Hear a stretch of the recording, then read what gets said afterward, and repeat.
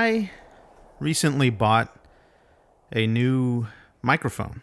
It's the one that you're hearing me talk on right now.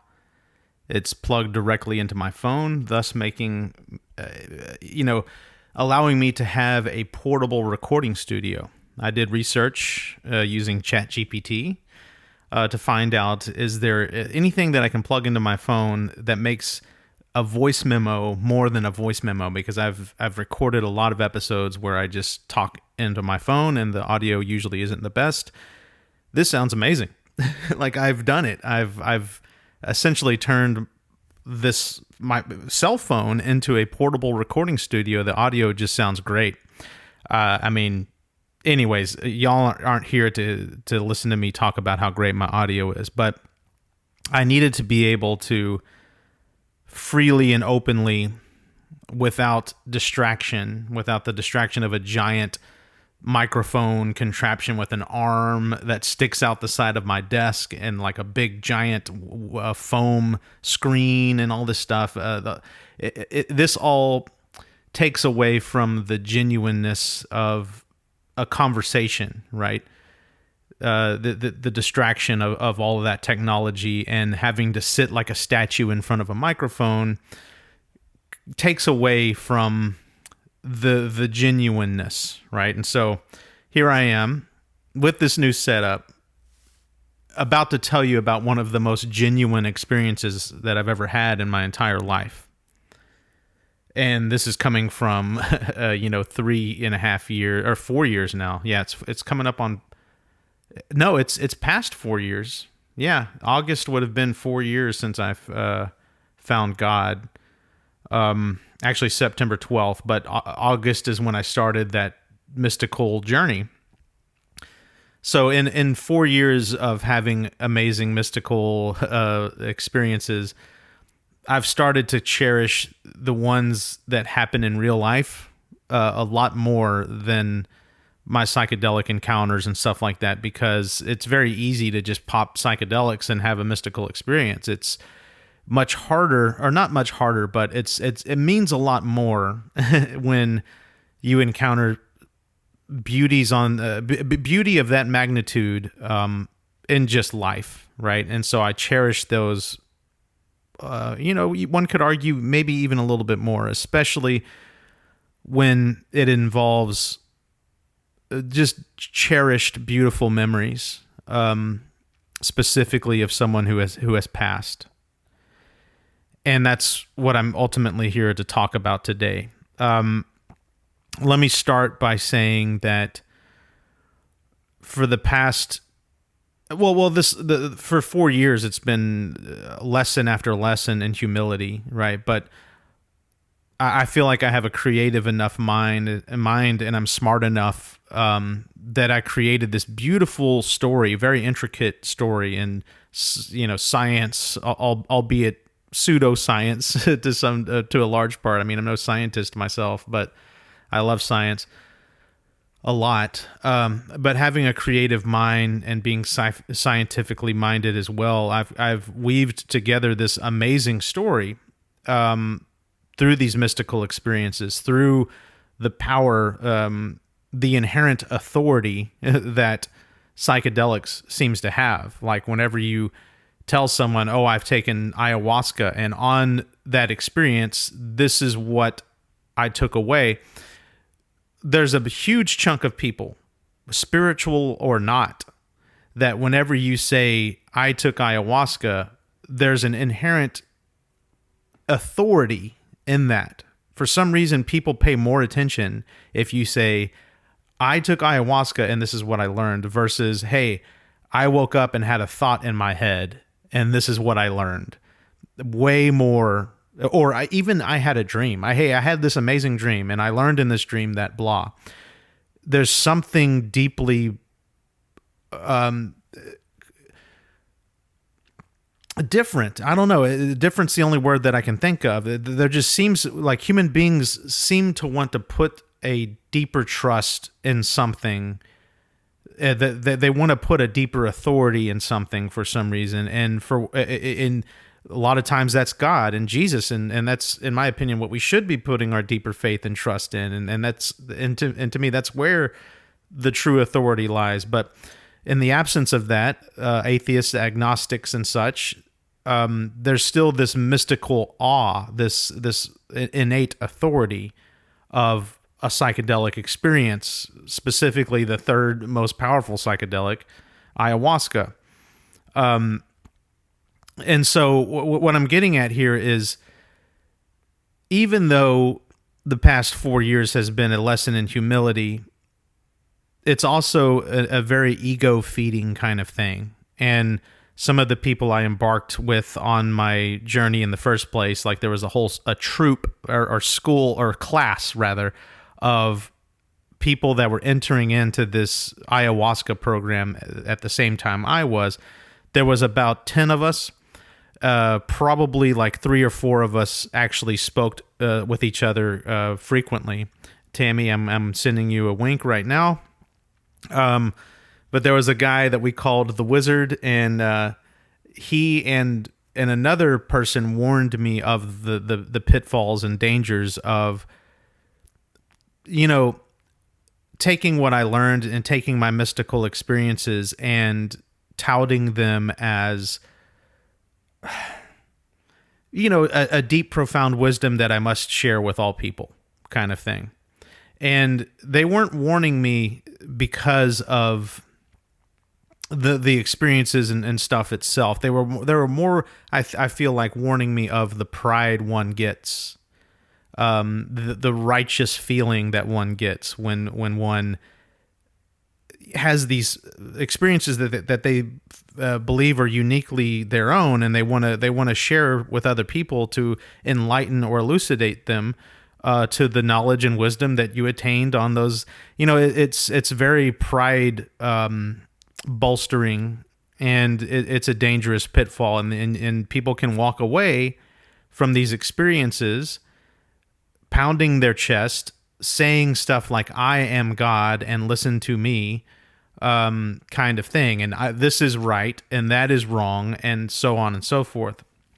And so, again, though the experiences themselves were incredibly humbling, the interpretation and sharing of these experiences thereafter were very much a boost to the ego in a way. And I did take pride in it, immense pride. And even though I believe that drawing closer to God and spreading God's word is probably the only thing sanctioned by God in which we can take true pride, because pride is a very dangerous thing, incredibly dangerous. It's probably the most dangerous thing. But one could also argue, despite the innocence behind feeling prideful with drawing closer to God, one could argue that is the most dangerous form of pride, because that's kind of the origin of any and all cults right there. And one need only look to the likes of the Jonestown Massacre or whatever to see the terrifying limits or boundlessness of that. There are no limits to that pride. It's a boundless thing that,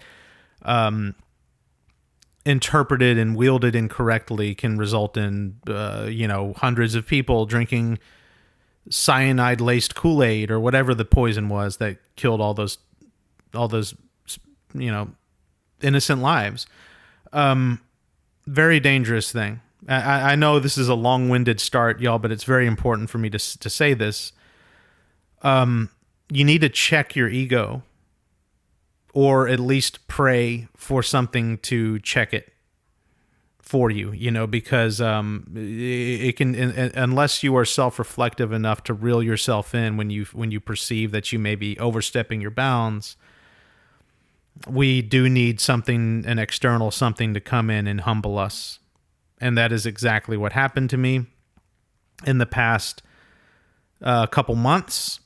life itself came in and humbled me. But then there was this one particular guy, and I'll mention him by name, Joel S.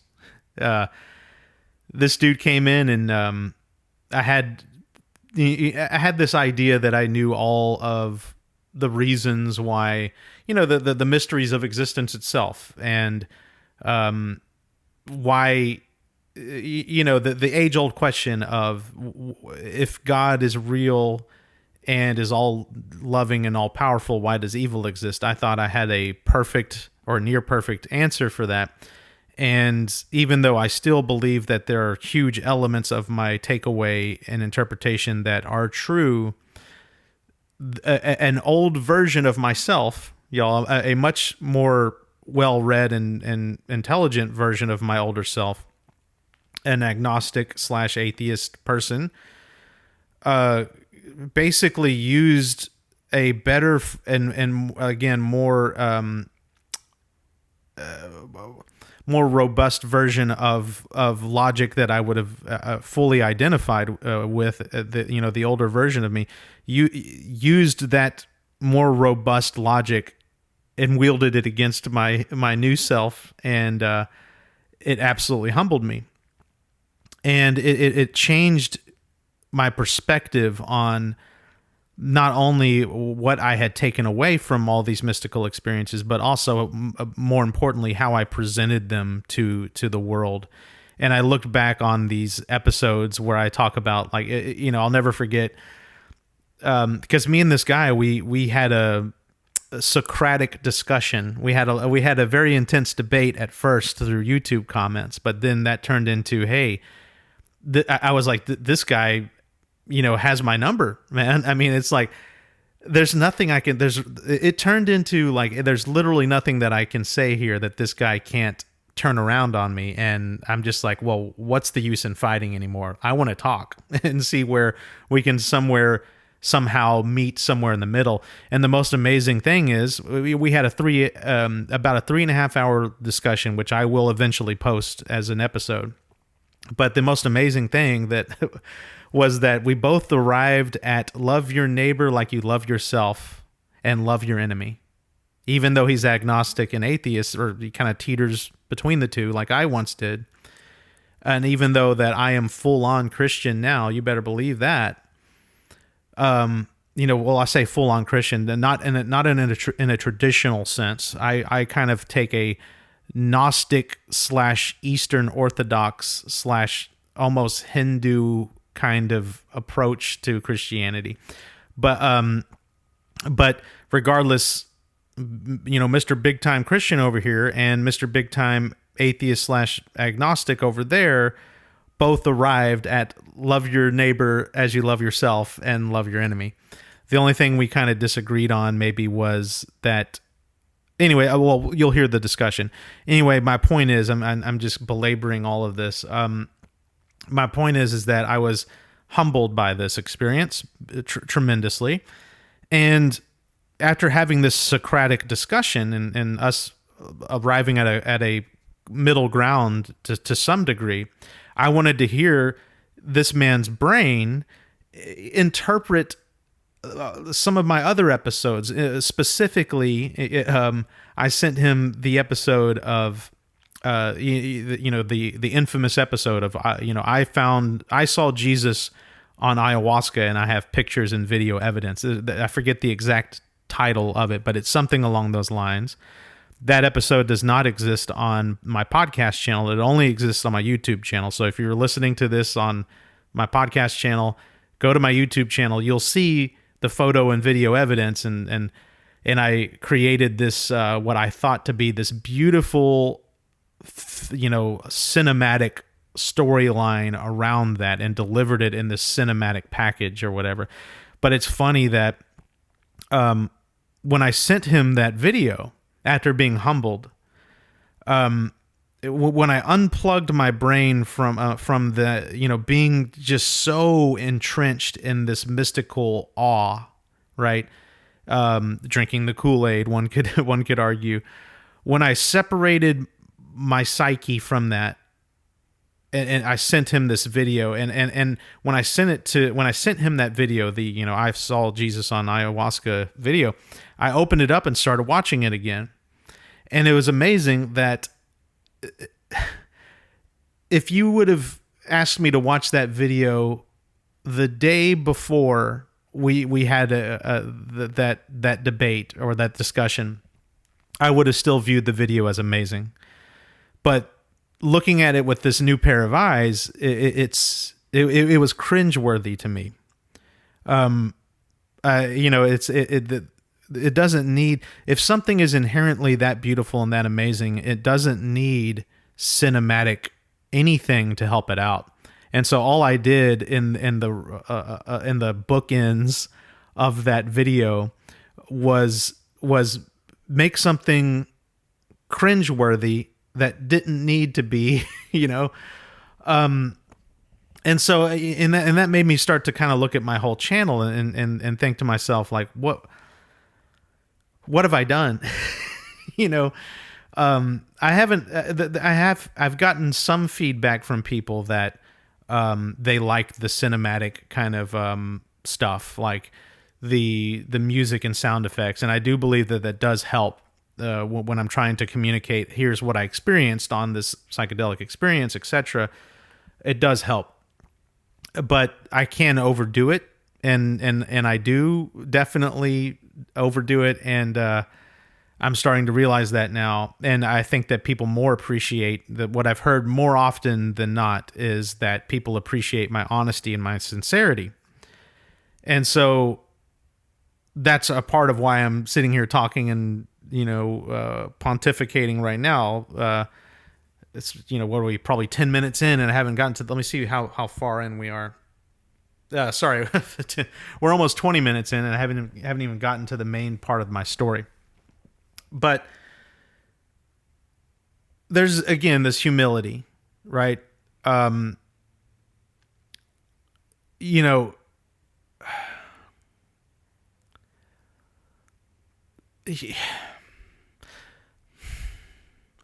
humble oneself is to seek the path, and for one to turn the other cheek in the face of that humility is the continuation and deepening of that path. And here I am taking, there's a bit of a paradoxical dichotomy here when I'm talking about,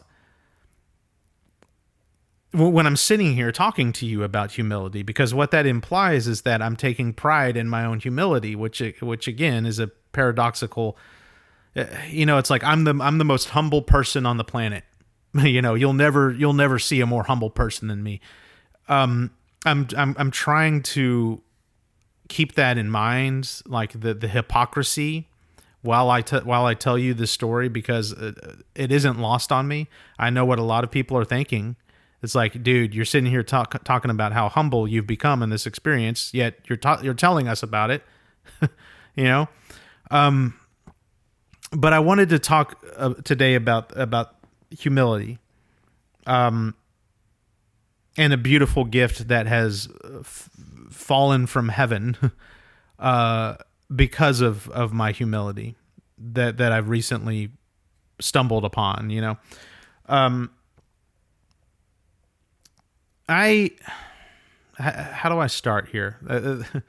20 minutes in, and it's hard for me to even start with the story. I'll start with my latest mystical experience. How about that? I partook in some plant medicine here recently, probably about a month ago, and I had an incredibly horrific experience in my closet, of all things, my upstairs closet. You can close the door and it is pitch black during the day, and it was during the day, and it was probably about noon actually when it all kicked in, and I was in this closet, pitch dark, listening to some kind of like beautiful trance-inducing kind of music, and some kind of ethereal something or other came in. Actually, two things came in. One was more kind of divine than the other, and I know that seems like a good cop, bad cop kind of thing, and it probably was. But regardless, one of these things did something to me that was really, really, really, really not cool and terrifying and horrific. Cosmic terror, cosmic horror kind of thing. And I heard a voice during this encounter, this horrific and terrifying encounter, that said, "Come into the light."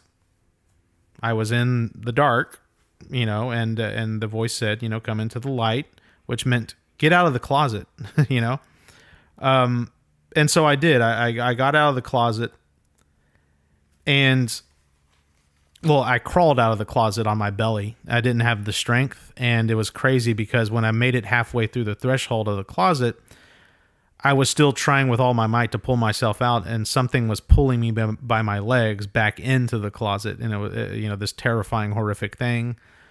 And I still managed to crawl, and I had the Book of Thomas in my hand, the Gospel of Thomas, which is kind of like it's the book that I go to, y'all, when I'm in need. I just open it randomly, and I see what Jesus said, right? And the words of Jesus, and it usually hits something, hits the core of what I need to understand in the moment. But I had the book in my hand, and when I had finally made it to safety in the light of the master bathroom, which is right outside of my closet, the room is awash in natural light from the window above.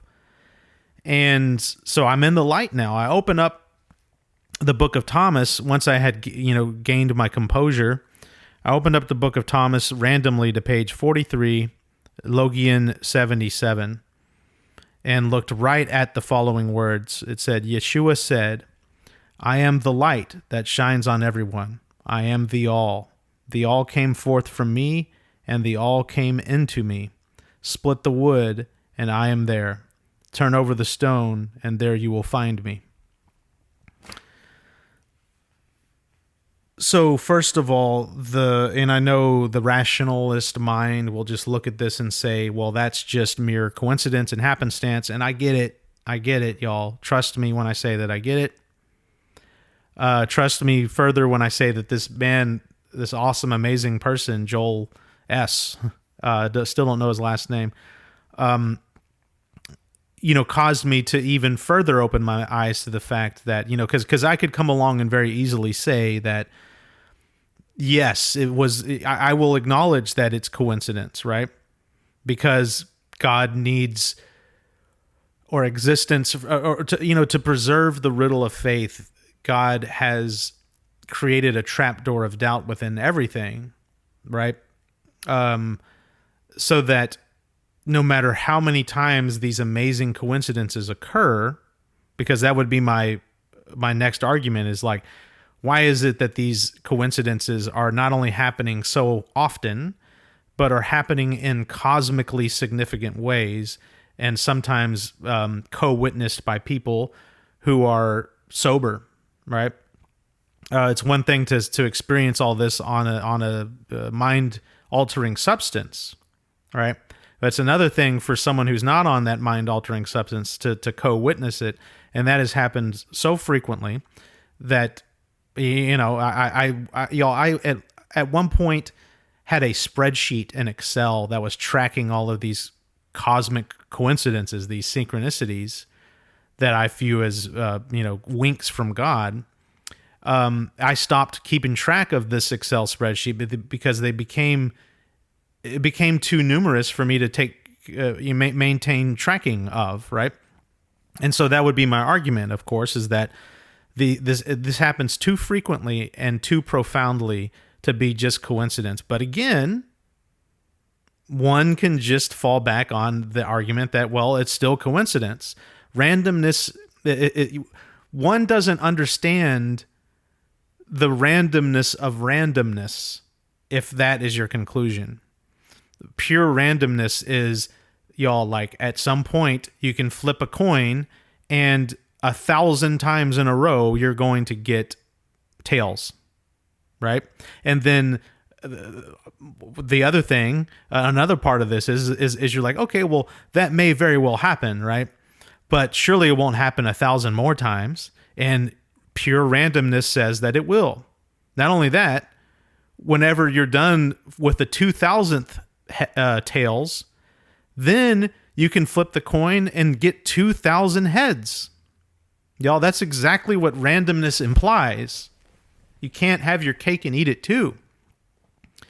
And so again, and then further expanding upon this,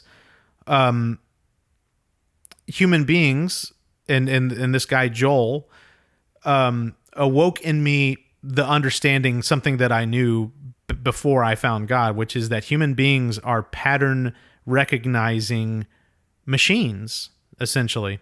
And of course, I think we're far more than machines, but reducing this to a materialistic standpoint, which I think that people of faith need to do sometimes to check themselves, right?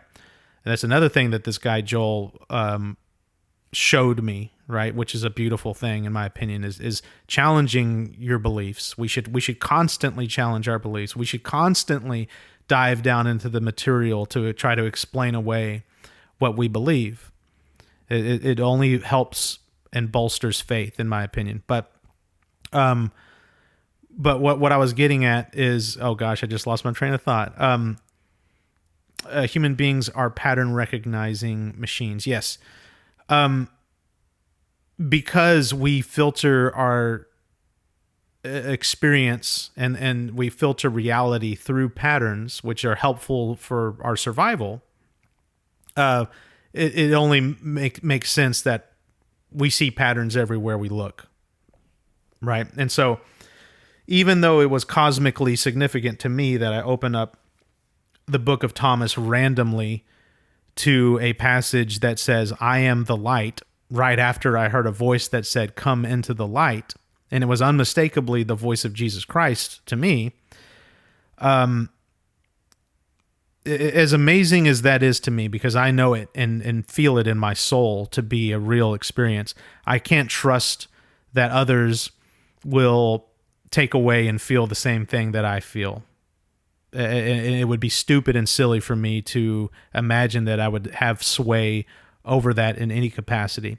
It almost makes my endeavors here a lost cause, a fruitless effort, or futile effort. Rather, it's not a fruitless effort by any means. It's the most fruitful effort I've ever had in my entire life, but it is certainly a futile effort because you're never going to really change people's minds. People are going to come to the discussion with their minds made up, always, about God. I can only hope to chip away a little bit, y'all. Maybe that's what this channel becomes, is hopefully chip away a little bit at one's understanding and thought of what God may or may not be. But anyways, I haven't even gotten into the bulk of the story. Anyways, I find it amazing that I hear the voice of Jesus after I was just cosmically violated, say, come into the light. And I go into the light, and then I randomly open up the book of Thomas to a verse that says, right from the start, Yeshua said, I am the light. And then so on, right? So on and so forth, etc., etc. I later did research, because one could say like, oh, well, it probably, the book of Thomas has so many references to light, right? It actually doesn't. I did a ChatGPT search. I lean on the crutch that is ChatGPT quite frequently, honestly. And probably not wise to do so, but it does help to some degree. You just gotta compartmentalize it and understand it for what it is, and it can be very helpful and useful. But I ChatGPT'd this and said, how many references to light is there in the book of Thomas? And there's only like 4. Okay, out of how many Logians? Let me see. Opening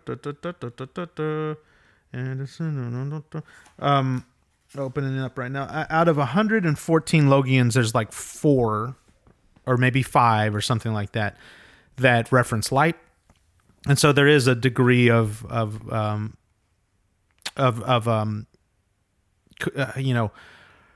rarity. Okay, So, anyways, I spent way too much time on that, but anyway, that trip played out in a beautifully, hauntingly sad way. But there were these moments of unbelievable, just earth shattering awesomeness. After having been cosmically violated, God made me march back into that closet and face my fears. And y'all, the terrors in this closet, it's nothing short of the shores of hell itself. Okay, and the worst imaginable things happening in there. Right? Indescribably horrific, unspeakable stuff. Right, and so wanting to go back into the darkness and face those fears was absolutely mortifying to me. But God said, "You're ready. Go do it." And I marched back into that closet. I hesitated like 3 times. I started to walk, and then I turned away in fear. But ultimately, God / Jesus said, "No, you are ready. Go in there." And I was like, "What? Well, what do I say?" And then the voice said, "You will understand what to say when you're in there." And so I walked in. I finally mustered the courage. I walked into that closet, and something possessed me in that moment. Not the terrible nightmarish, horrific hell stuff. I would know if that. I would have a completely different feeling if that possessed me. But something divine possessed me and kind of hijacked my speech, my vocal cords, my lungs, my tongue, my mouth, and it spoke on behalf of it and myself. And the voice said, when I walked in there, and I spoke it with my own mouth and vocal cords, as I said, but I said, "Take a good look. I am the face of forgiveness." And it was unbelievable. All fear just completely vanished, and I sat there and basked in beauty and love in the face of my enemy. It reminded me of that Bible verse. I don't know which it is, where it says, like, "I will make a table for you in the face of your enemy," or "a feast for you," or something like that. It was an amazing experience. But regardless, I kind of went off on a little tangent there. Apologies, but I had to share that unbelievably amazing moment with y'all because we need to be the face of forgiveness in all things. In every waking moment of our lives, we need to be the face of forgiveness, and for every thing and everyone, we need to be this. But when I was done with this experience, it was a couple days removed, and I, like I always do, randomly, when I'm having a thought or I'm having a bad day or something like that, I'll pick up the Book of Thomas and I'll open it up and just turn to a random page. And one time I turned to Logian 15, Logian 50, which, one second, give me 1 second. I'm flipping to it right now. A second. By the way, there's people doing leaf blower kind of like yard activity outside. So if you hear like a just apologies. I'm just going to go right through it. Logian 50. Yeshua said, "If they ask you from where you come, say, 'We were born of the light.' There where light is born of light, it holds true and is revealed within their image. If they ask you who you are, say, 'We are its children, the beloved of the Father, the living one.' If they ask you what is the sign of the Father in you, say, 'It is movement and it is repose.'" I'm terrible at reading out loud, y'all. Apologies. But again, I had this reference to light, and it was just like a day after, right? And I started reading the commentary. This Book of Thomas, this particular translation has commentary from someone named Jean-Yves Le Poup or whatever. some dude, right? I don't even know who the heck he is, but he has an incredible deep insight on these sometimes cryptic kind of verses. And the thing that popped out to me the most on this was when he talks about the light, right? What is this light that we always hear about when we hear Jesus or whomever else talking about God? What are we talking about here? And let me just read you what it says here. This is the quote from the author, right? The guy who cobbled this together, he just took the book of Thomas and made commentary on it. He says, for this verse, Logian 50, in a famous conversation with the philosopher Motovilov, who came to visit him in his hermitage, Saint Seraphim said that gnosis is the experience of light. But his discourse was not about the nature of light. It was about participation in its uncreated radiance. Uncreated, y'all, is kind of the main idea here. He goes on, for St. Gregory Palamas and the monks of Mount Athos, the very goal of Christian life is the experience of the uncreated light. They can relate to the stories of the burning bush, Mount Tabor, and the day of resurrection. It holds true, the Logian tells us, like the inner meaning of Easter morning. This recalls a passage from the blah, blah, blah, blah, blah. Oh, yeah, okay, this is important too. This recalls a passage from the Chandogya Upanishad, the light which shines from beyond the sky, beyond the highest of the highest worlds, beyond everything that is in truth the same light that shines inside human beings. So, when I heard this, y'all, when I read something that said uncreated light, I was on a mission to, and when I heard monks, like Christian monks, and I heard saint this and the monks of Mount Athos or whatever or Athos or whatever it was, I thought to myself, well, this sounds very Eastern, right? Uncreated, like seeking uncreated light. You don't hear about that in Western Christianity.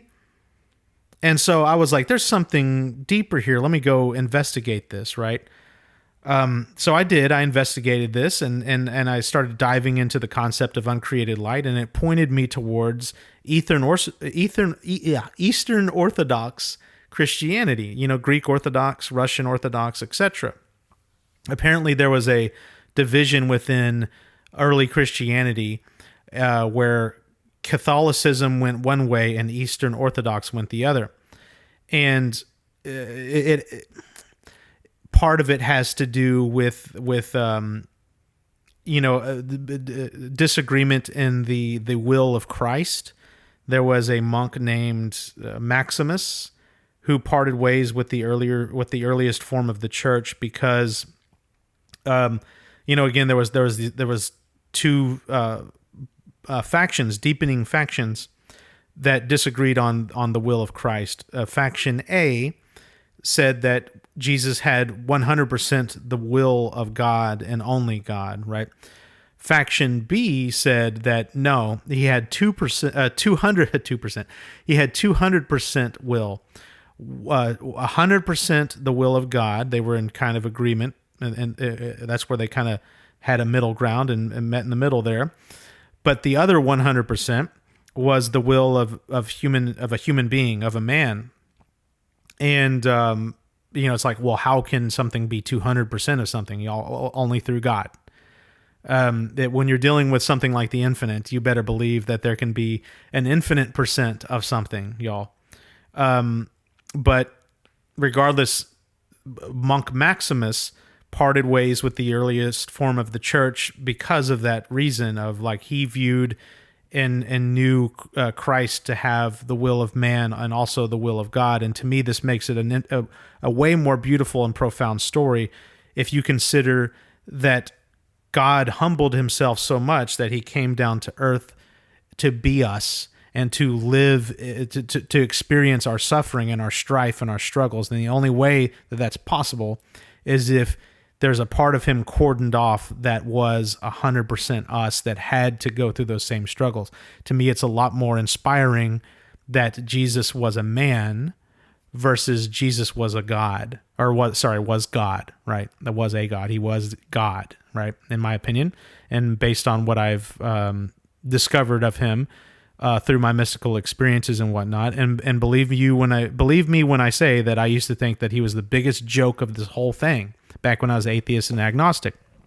But I definitely know now that he's not only not the biggest joke, he is the biggest component of this whole thing, specifically when it comes to the union of man and the infinite, of man and God. And that's why he had to come down and do what he did. That's why he had to humble himself as such.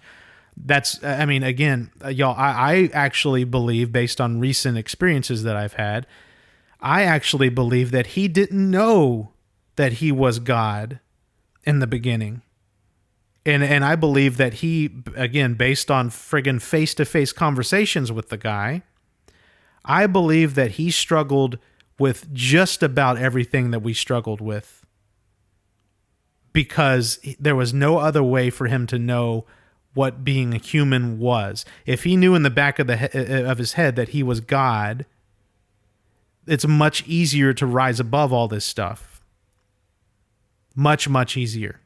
And to me, it's a much more poetic and beautiful story if he was a human being who lived with these struggles and overcame them in the most glorious and amazing way imaginable.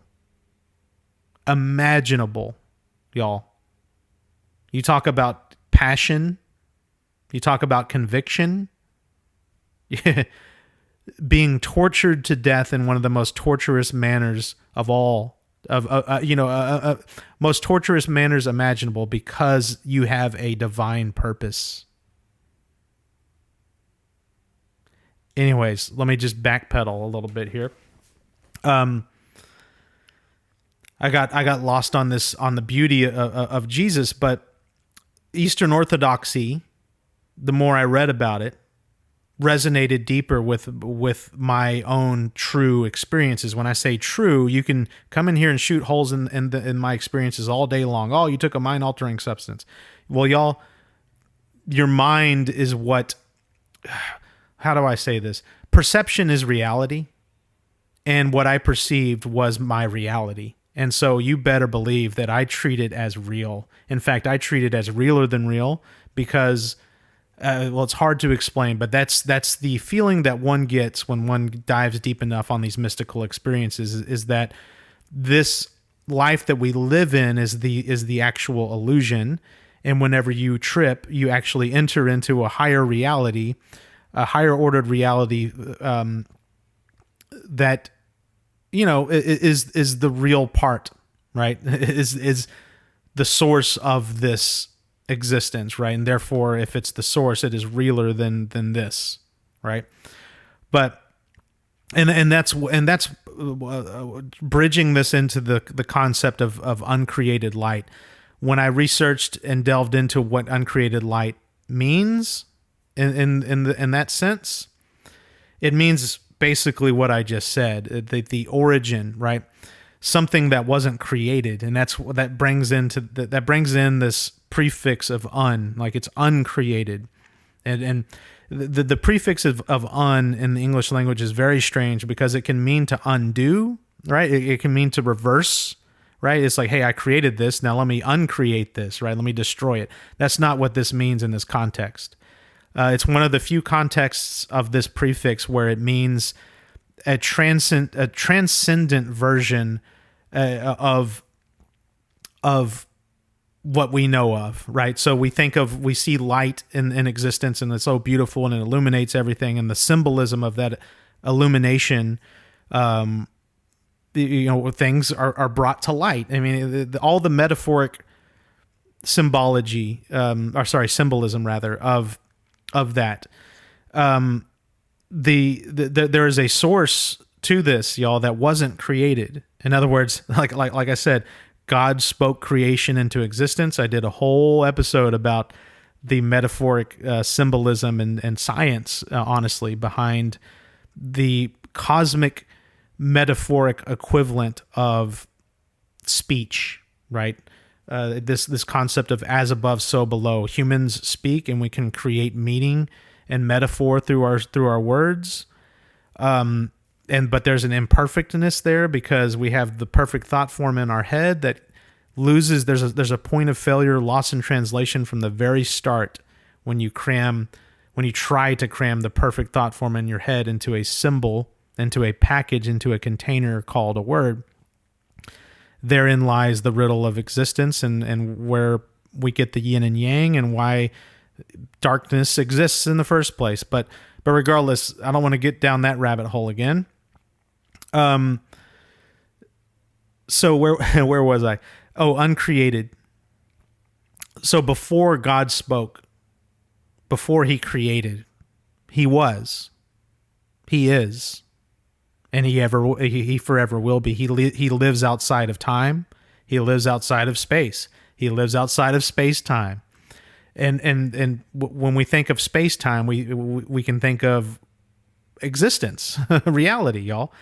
So to be uncreated in the sense of this particular etymology of this particular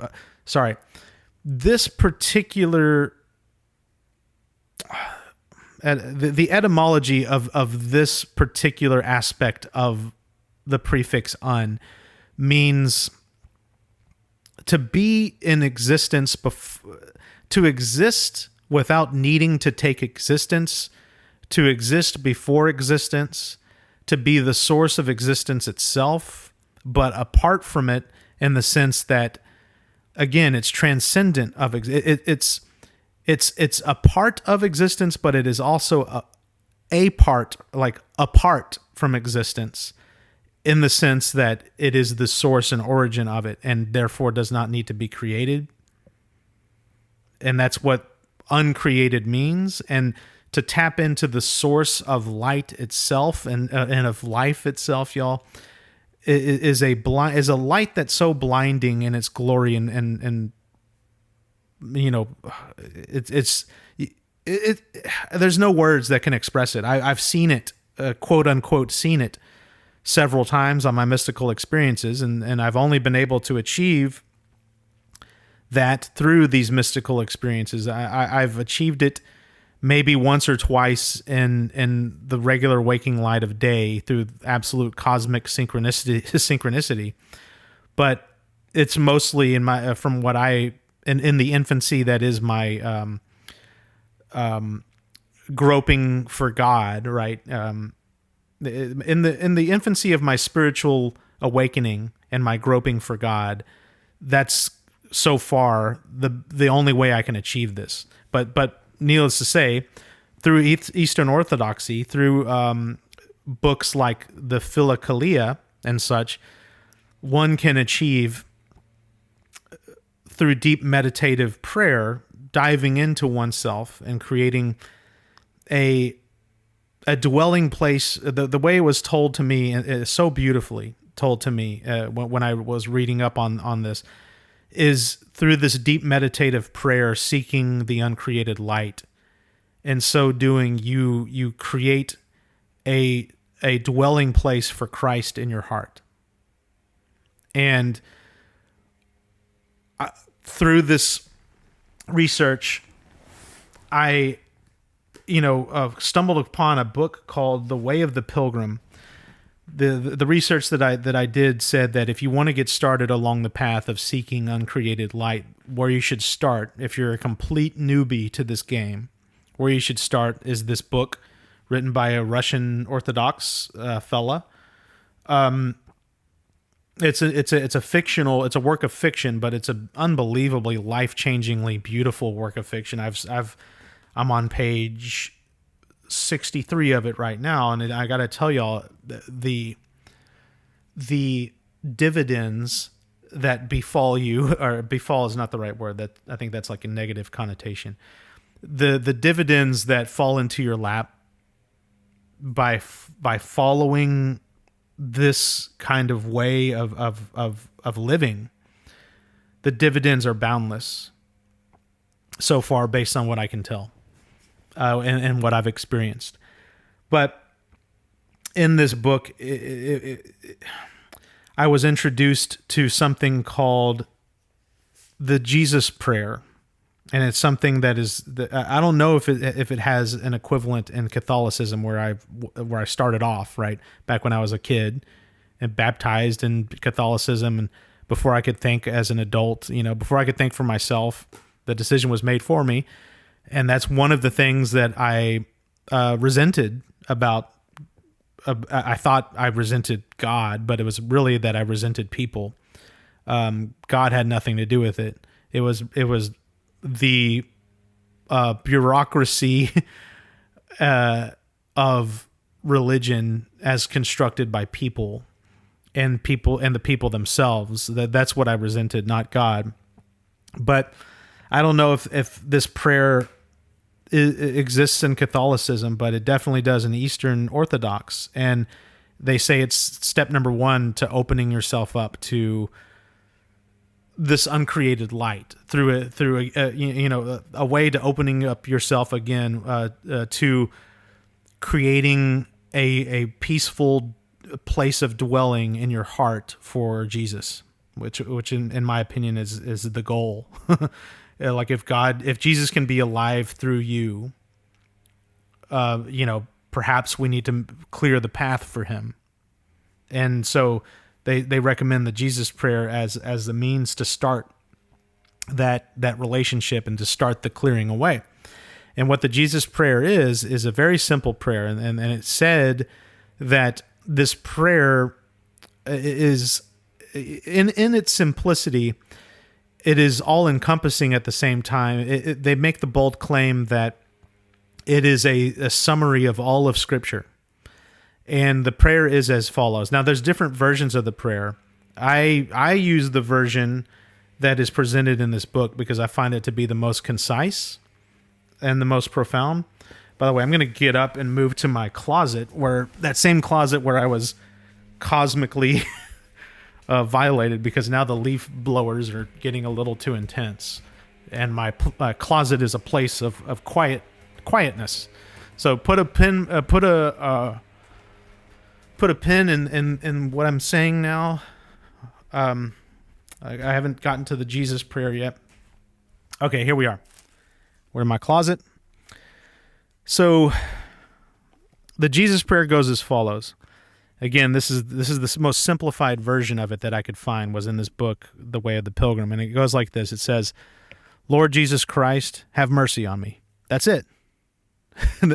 There are other versions that say, Lord Jesus Christ, Son of God, have mercy on me, a sinner. Right? I find those extra words to be unnecessary. If you know Jesus for, in my opinion, and based on what I've seen, for what he truly is, then we already know he's the Son of God. We don't need to say that part. We don't need to say, Lord Jesus Christ, Son of God, right? I already know he's the Son of God, so I move on past that. And then, sorry, I got to catch my breath. I'm out of shape, y'all. I'm walking up just one flight of stairs and then talking a lot. Gets me winded. I need to work out. Anyways, I don't need also to say I'm a sinner, right? Because it's implied in me saying, have mercy on me, right? I already know I'm a sinner. I know I do terrible things, and that's why I'm saying, have mercy on me. So it's unnecessary. Just make it very simple and say, Lord Jesus Christ, have mercy on me. And they say in this book, and also throughout most things in Eastern Orthodoxy, they say that you need to say this continuously, nonstop, as much as you can, whenever you can. Granted, we have to take time to actually engage in things that we have to eat food and drink water and talk to people and engage with reality. But whenever you find these times when you're by yourself, you're walking to your car or driving in your car or watering your plants or walking your dog or whatever the case. And anytime you have these moments to yourself, you need to be constantly reciting this, Lord Jesus Christ, have mercy on me. And, I figured, and based on the description that they say, They say this is the path to finding that uncreated light. This is a path to having Jesus always with you, and it said stuff like it'll transform not only who you are and how you react to things, but it will also transform how you interpret and deal with suffering, and how you help your dealings with your fellow man, and your neighbor, your enemy, right? All this stuff. If you keep Christ constantly by your side and use him as your filter, amazing things will happen. And there are passages in this book where he talks about how eventually saying the prayer so much kind of it became his own heartbeat, and that his heart was bubbling over with joy and love of Jesus and so on and love for his fellow man, etc. And I'm like, I want every part of that, right? So I start saying the Jesus prayer constantly in my life, constantly. And I mean, gosh, y'all, probably 1,000 or more times a day, several thousand, probably at its most, I probably would rattle off 3,000, 4,000 times a day kind of thing. And not always, though. Some days I would forget in large part to do it, and only do it like maybe 100 times or something. But and then in the extreme, I've done it, again, several thousand times a day. And I noticed that good things started happening. My perspective shifting kind of thing to start, but also just little good things happening. And I don't remember all of the good things, right? There have been a handful so far of really good things, but I do remember the most profound and most amazing. And that's something that happened to me a couple days ago. So first of all, I will say that it seems to be working. Like again, not only are good things happening, but bad things that happen to me, I take in stride. And then on top of that, I have started, I have done a couple of things recently in the way of forgiveness that surprised even myself, in terms of like in other words, I already was on the path towards Jesus, and a few experiences ago, he told me how that, he is at the, he said, what did he say? He said, there are no levels of hell, only levels of forgiveness. And that he is at the highest level of forgiveness, and it's uncategorical. Like a lot of people categorize their forgiveness, right? It's like, hey, I forgive you, but you're never coming over to my house ever again. Or, hey, I forgive you, but you're not going to be in my fantasy football league, or whatever. Or, hey, I forgive you, but I'm never, one of the things I used to do, y'all, when someone wronged either me or someone that I loved, and they would still, because sometimes this happens where someone wrongs someone so bad, but then they still are they still hang around you and your friends or family.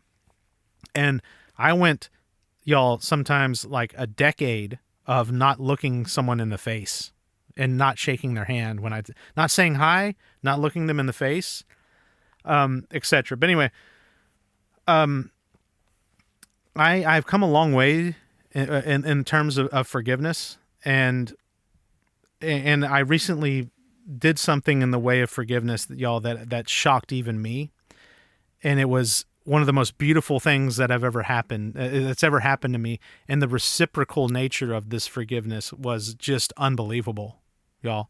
I basically, I'm not going to get into it. I don't want to get into it, but I did something that you would never expect. I'll put it to you this way. I found this out after the fact. I read about this. There was a certain saint in Eastern Orthodox. I forget his name. He's one of the most recent ones. And there were two people in his parish or something like two, I don't know what you call them, like priests, I guess. Two lesser priests. He was like the equivalent of a cardinal or a bishop. I don't know what the hell, y'all, but sorry to say the word hell, sorry. But I don't know what he was. I only heard this in passing. But there were two priests that were quarreling and very bitter with each other because one did the other one wrong, and vice versa, and they both hated each other. And this priest, like, or this bishop, or the saint, I forget his name, swooped in and went to each of them and said, "Hey, don't hate brother so-and-so. It was me who did this," even though he didn't. And then he went to like I said, he went to both people and said that, because he sought peace so much and loved these people so much and wanted them to love each other so much that he took the blame. And I kind of did, and again, it's not as if I read that story and then went and tried to apply that myself. No, it's the opposite. I did this with the love in my own heart towards someone, and then I read the story, right? And so things are happening with me that I would have never expected in terms of forgiveness, right? There's a deeper and more profound, I don't know, it kind of goes like this. I know that existence is an illusion, y'all, and that our lives are an illusion on top of that, and the story that you call your life is a fictional narrative in a sense, y'all. It's like, we are characters in a movie, right? And if you look at it like that, it's like, even though the message in the movie can be deeply profound, like that's the realness of this all. If sure, our lives and all this may be a movie and it's an illusion, but the truth within the story is the transcendent realness here. And so if all of this is an illusion and I'm just a character in a movie, then what difference does it make in terms of blame and guilt? Like, guilt means nothing in the face of the beautiful truth of that lies at the heart of this narrative, right? Things like guilt and blame are meaningless in the face of that, right? So it's like, screw it. I'll take the blame. I'll say that I'm the one that's wrong. Just so you know that I love you so much, right? I don't care what my story is. My story means nothing compared to how much I love you. And you just see what happens with your enemies, with your supposed enemies. Again, we're supposed to love our enemies. You go and talk to your enemy and you lead with that, and you watch what happens. You watch what happens. I'm not even going to finish that sentence because hopefully you understand what would happen. But anyways, all these miraculous, amazing things started happening, and I could go down the list, but I honestly don't remember them all, partially because I'm getting too old to remember little things, but they've just been folded into my life, and it's as if it's like trying to remember every breath you take, right? It's like that's not only silly, but it's impossible. And so these little micro moments of blessings that have come forth, in large part, in my opinion, because I've constantly said this prayer and Jesus has been constantly with me, are so numerous as the breaths I take, and it's hard for me to remember each breath. But I do remember this one breath in particular, y'all. Part of this deeper understanding and this deeper communion and union with Christ has started to chip away at certain aspects of me that needed to be checked, honestly. I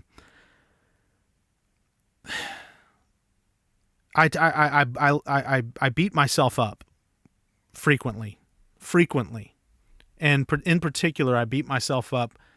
So let me just say that it runs in my family, okay? And there may or may not be a very incredibly, deeply tragic and sad story as to why me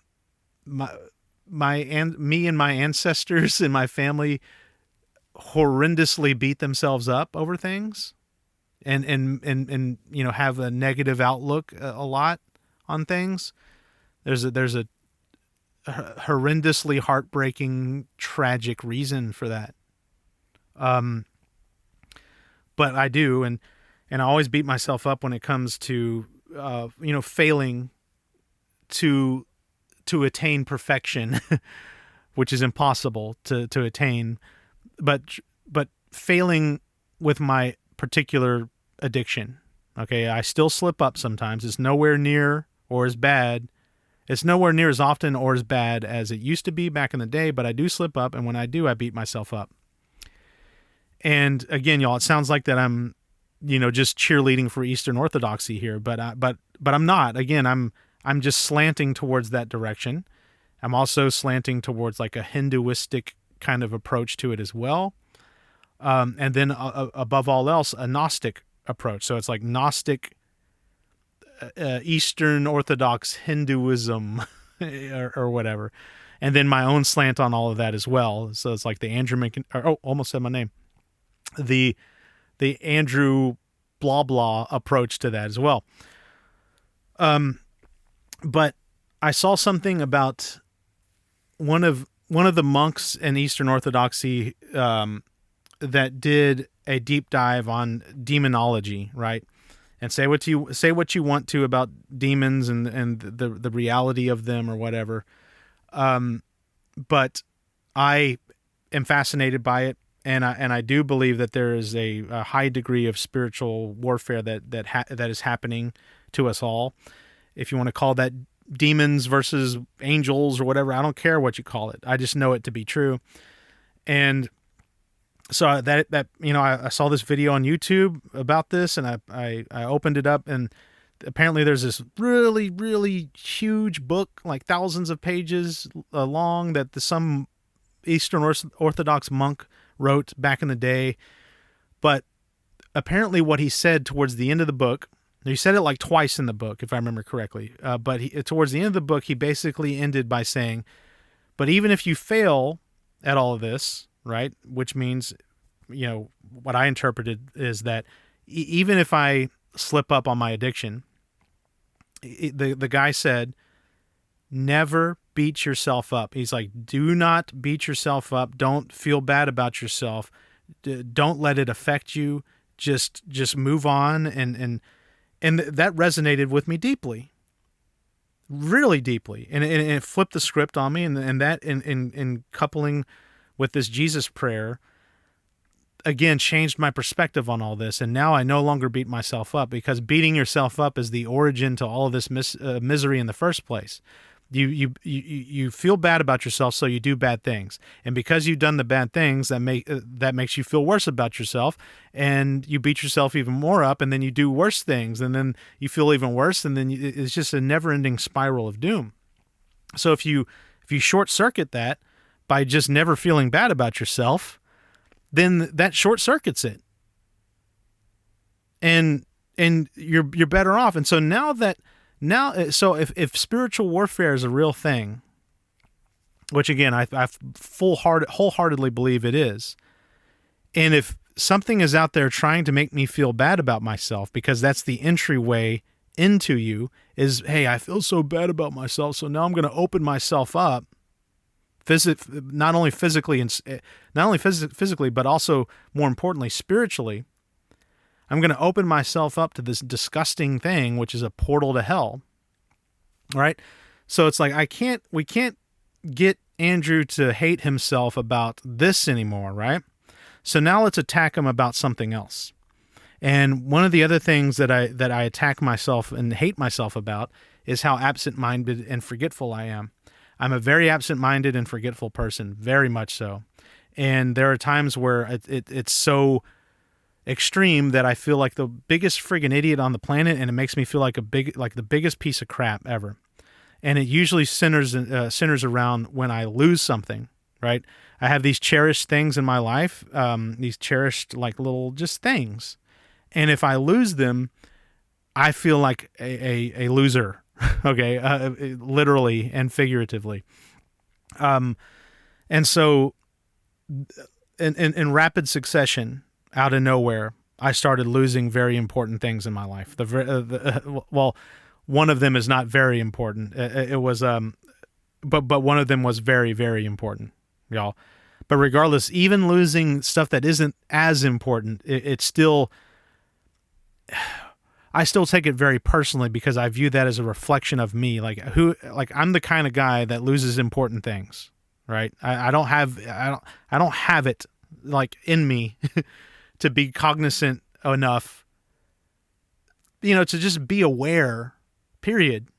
And I take it very personally, and I beat myself up. And again, that's a portal to things that mean you harm, right?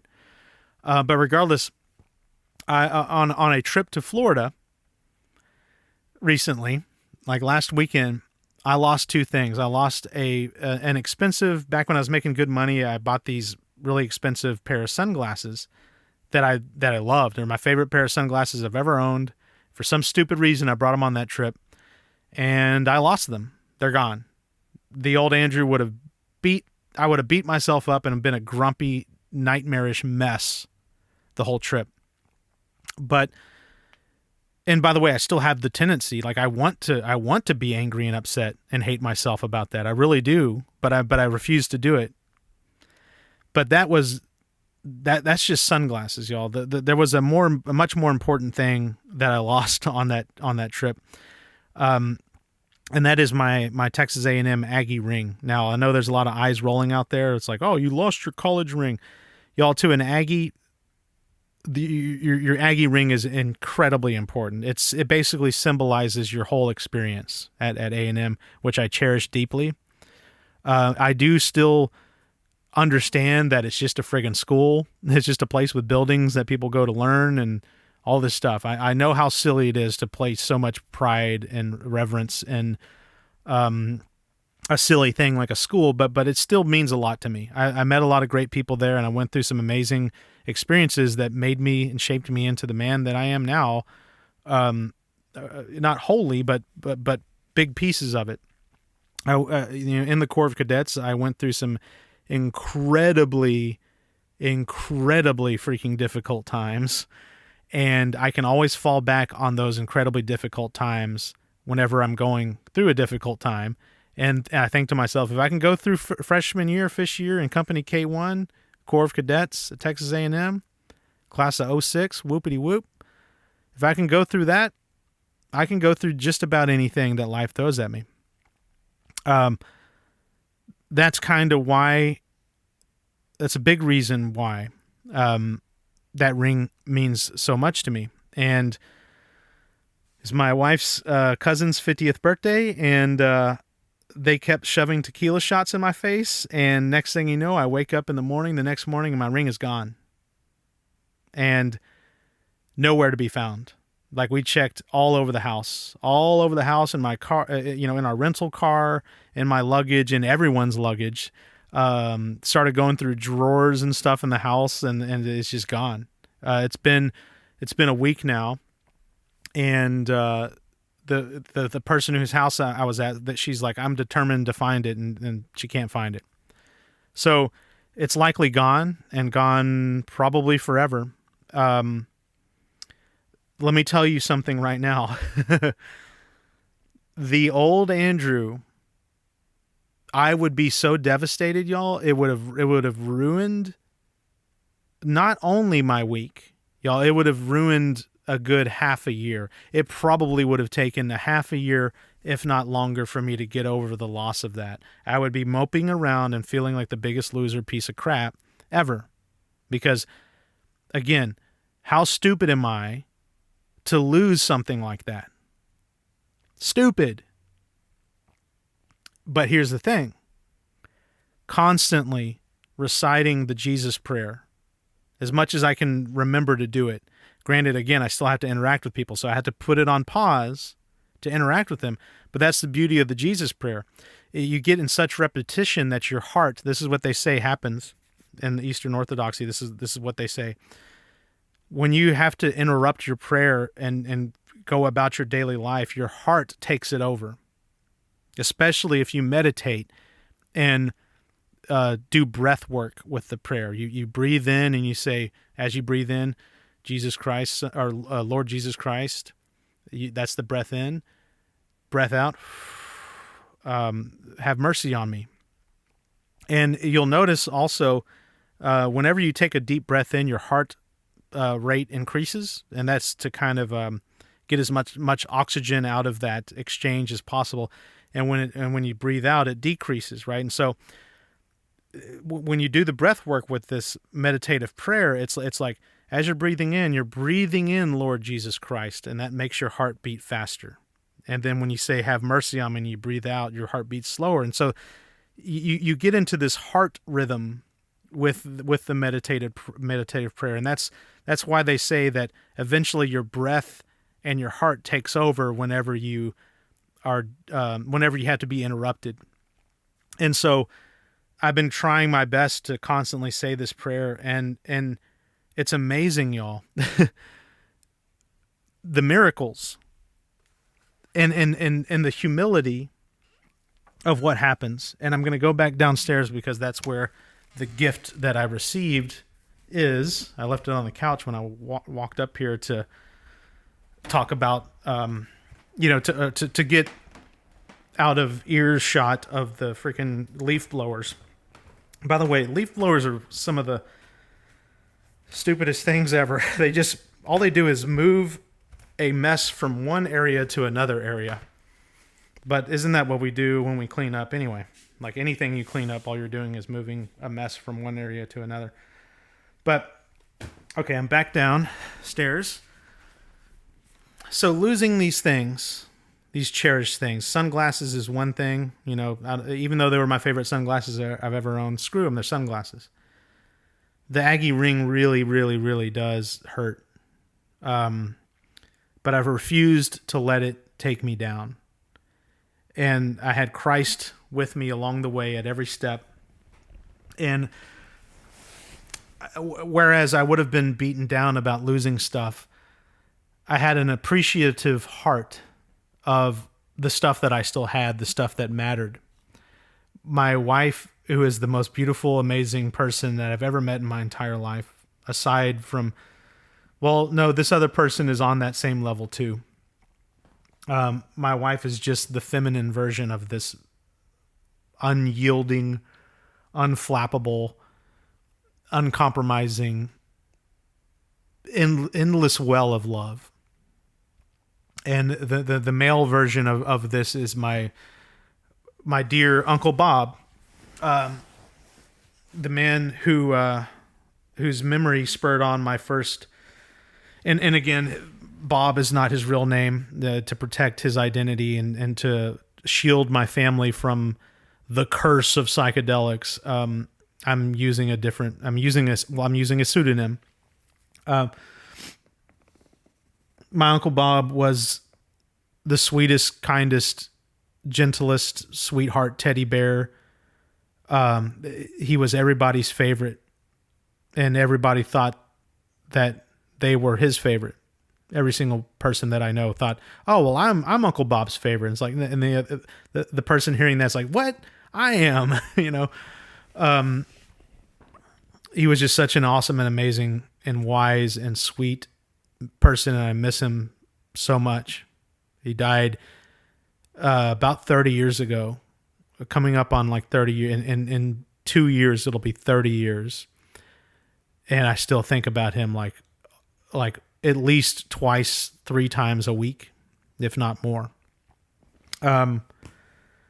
Anyways, in the midst of taking stock of what I had still, like the things that truly matter versus little pieces of metal that you wear around your finger that remind you of a school that you went to.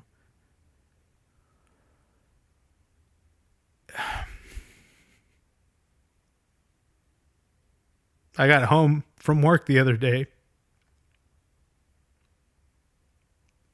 still saying and reciting the Jesus prayer over and over all day. I got home from work the other day and I went upstairs and I found something. I had lost several things, several things that would make me normally feel like a piece of crap. And on this day, I found something. And what I found was an envelope.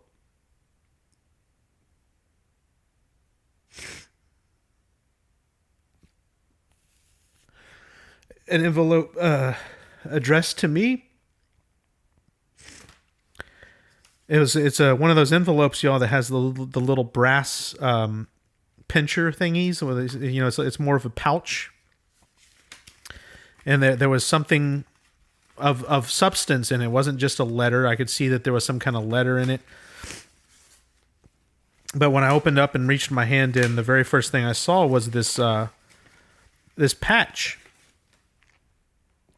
An insignia kind of patch, like a military kind of thing. And it's an eagle with its wings spread.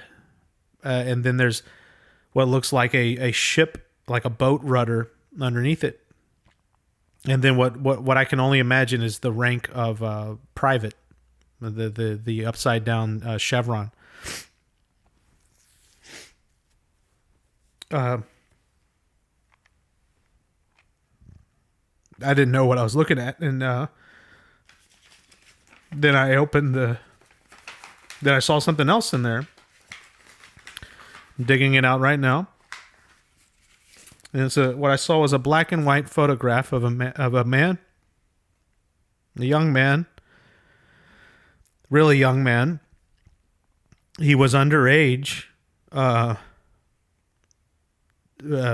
be in the military, and he and his mother, with her blessing, they had to lie about his age to get him in the armed services in World War II, so that he could serve with his brothers. He was the youngest of his brothers, and he wanted to serve, fight for the country and stuff. And he was actually born on, he wasn't born on this day, but it was his birthday. His birthday is Pearl Harbor Day.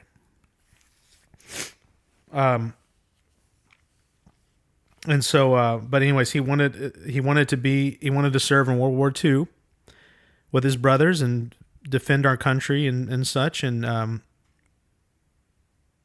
there's a picture of this man, in this envelope too. And it's not just like a print off. It's an actual photograph. It's on the photo stock. And there's holes in it where it looks like it has been pinned somewhere several times in its history. And the date on here is February 1944. And on the back, written in pencil, is his name, and I can only imagine that's his handwriting. It's my Uncle Bob.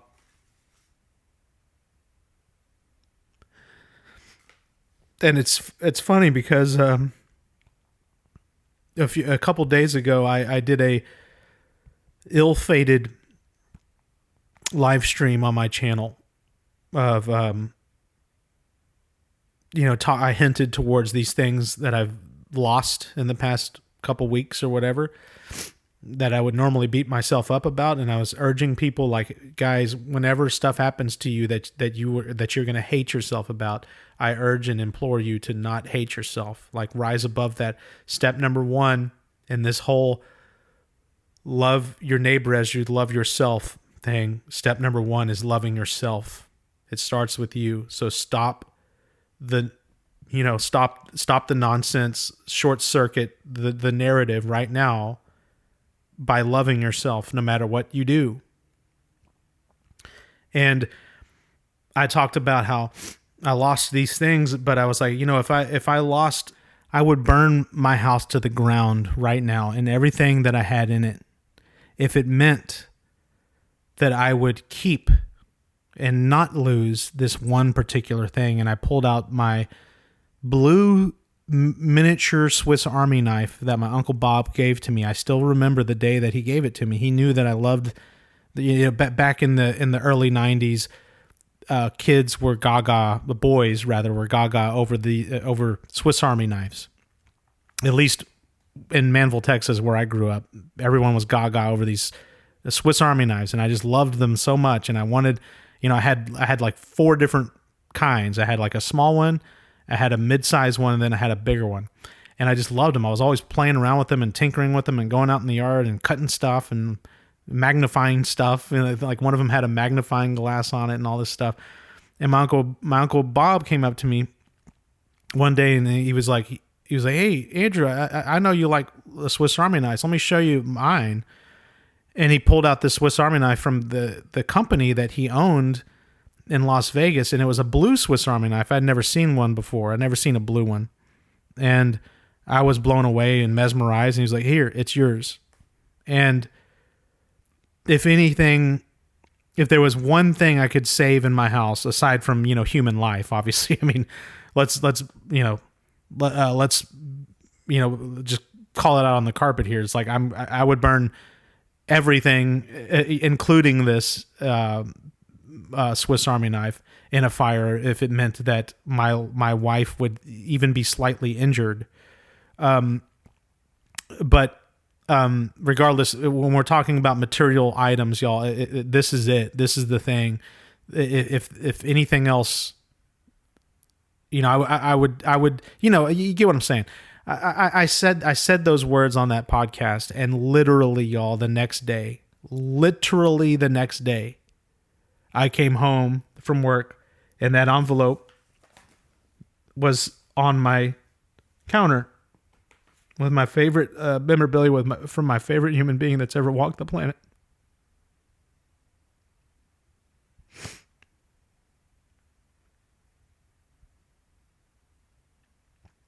I wish you all could have known him. He would have loved every single one of you.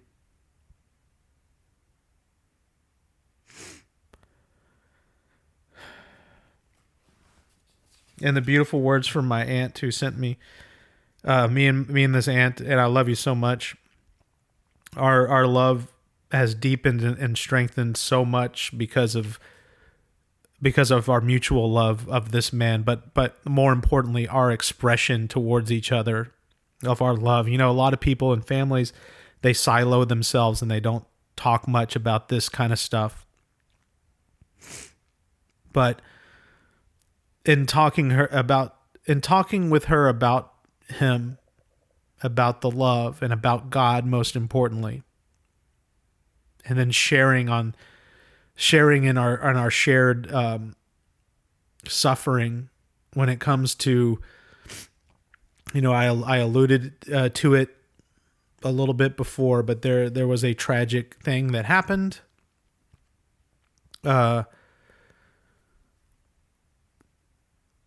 The understanding and communication of that thing, and the understanding and communication of our shared love of this awesome, awesome man has just opened up the most beautiful doorways of love and compassion to someone that I otherwise would not have talked to that much. And we now share in this deep bond that we had already kind of had, but not to this depth. And I love you to the ends of the earth and back. I'm going to come up with a pseudonym for you too. Aunt Veronica. I love you to the ends of the earth and back, especially for this beautiful gift. I mean, this is no doubt from her own house. And then again, this is the actual photograph from 1944.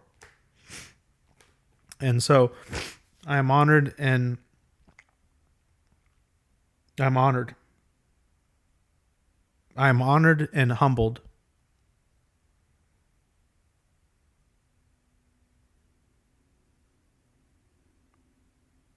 And again, it really puts things into perspective of what we put our true value in. Y'all, I would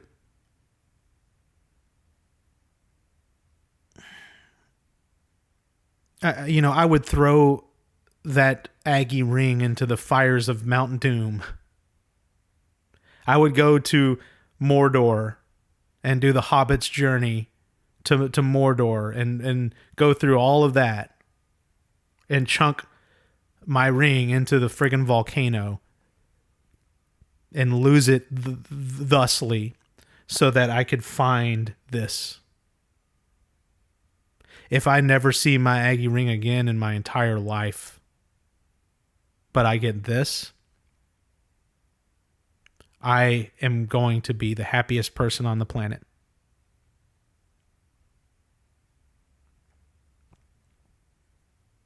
So,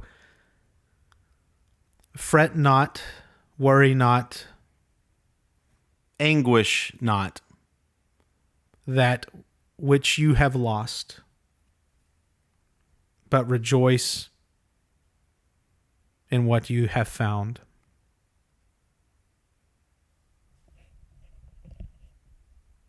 That's all I have.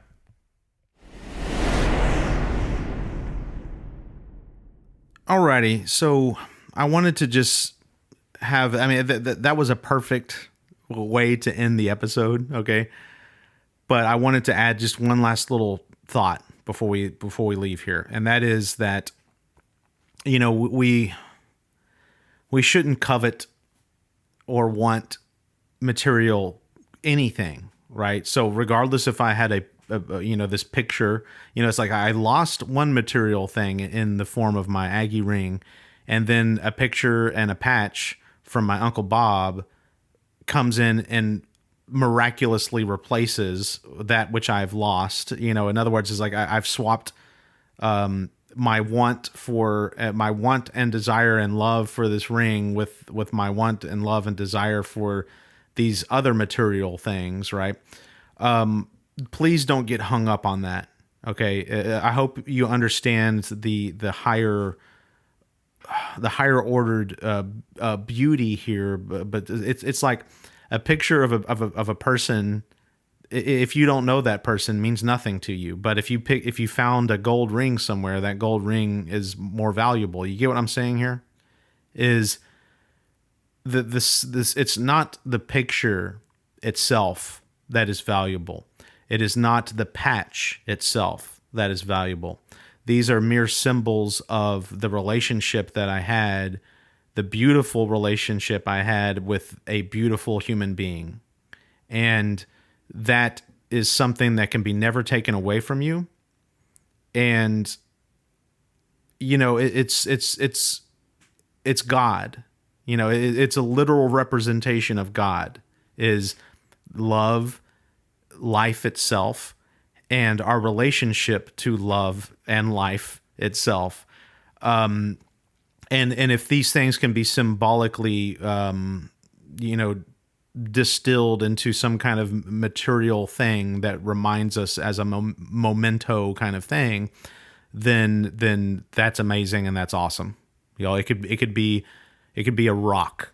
Okay. It could be anything virtually, right? It doesn't matter. It could be a gold Aggie ring, you know? It doesn't matter the material icon that you use to represent this beauty and this love is immaterial, pun intended. The gesture that my aunt found me worthy of is what really matters here, but it's the overall gesture of that man's grace in our life, my Uncle Bob. It's the overall gesture of that man's love and grace and awesomeness that is the grander gesture here, and the micro gesture is my aunt sharing this amazing love with me. And so, Aunt Veronica, wow is all I can tell you. This words can't describe this. This is up there certainly. This, I mean, I don't know how someone. It's the best. This is the best present I could ever imagine getting, short of you snapping your fingers and making the man appear in front of me and me being able to hug him one last time.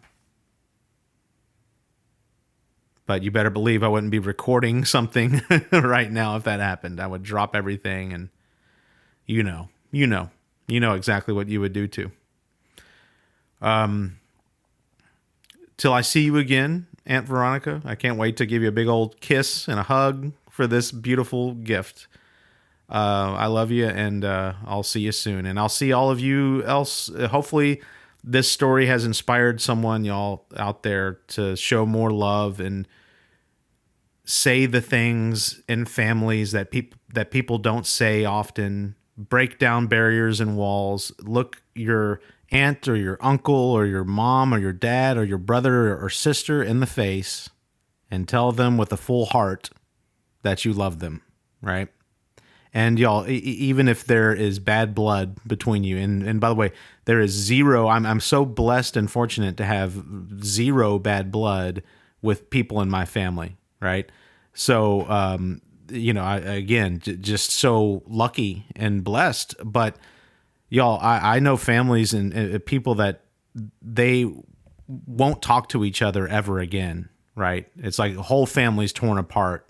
Son wanting to get into a fist fight with the father, like no joke. And I'm not talking about like teenagers here. I'm talking about grown men in their 30s, the upper 30s, wanting to fist fight their 70-ish-year-old father in their backyard, or front yard rather, for all the neighbors to see.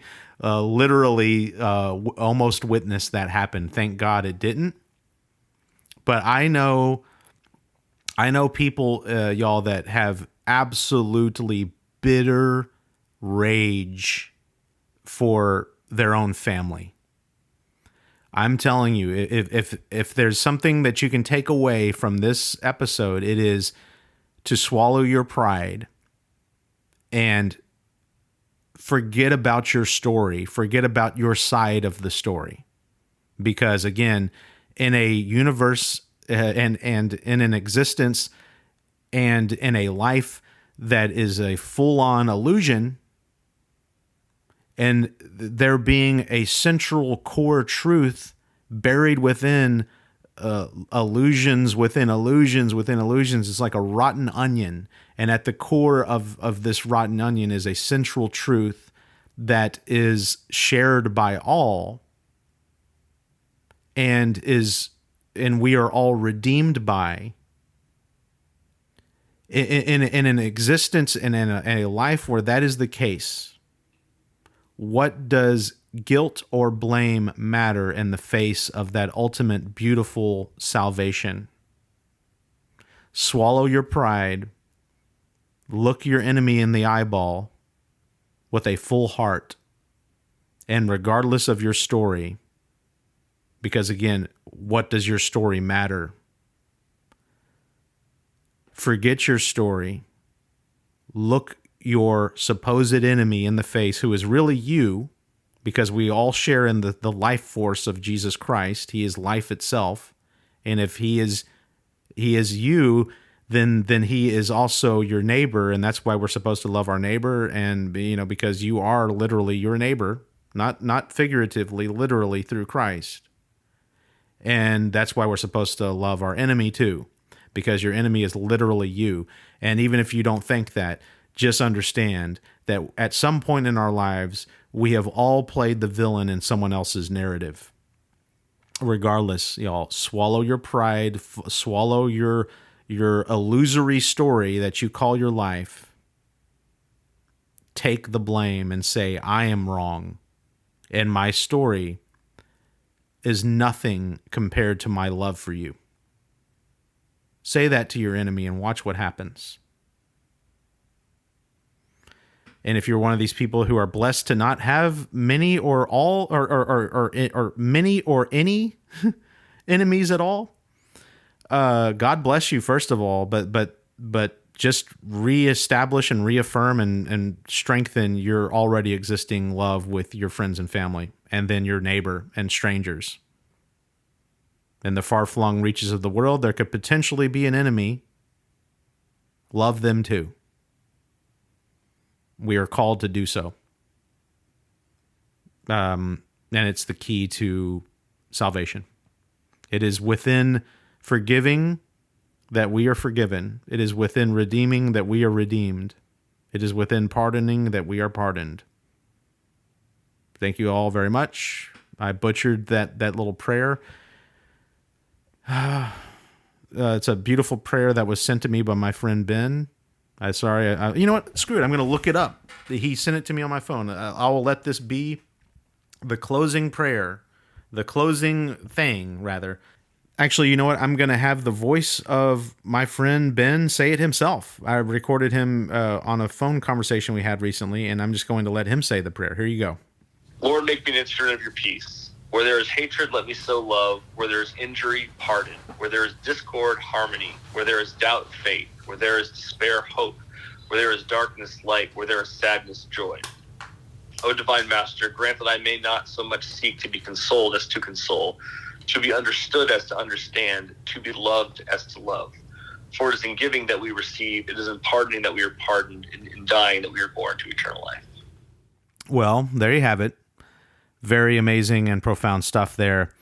I love you all. I will talk to you all later. Aunt Veronica, I can't wait to see you in person so I can give you a big old hug and kiss for this amazing gift that you've given me. Yeah. So there it is, y'all. I mean, just love everybody and listen to everybody and forgive everybody. Thank you very much. We'll talk to you all later. Bye.